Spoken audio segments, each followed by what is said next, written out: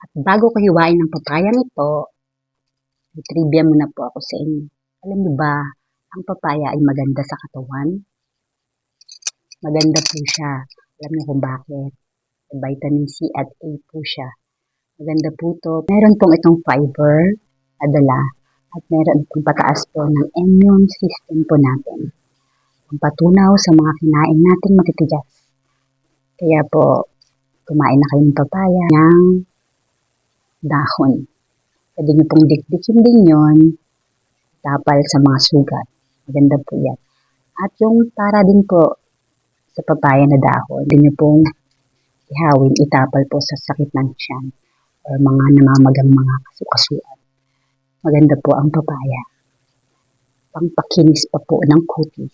Legit po. I-try nyo po. Masustansya ang papaya. Salamat po and God bless.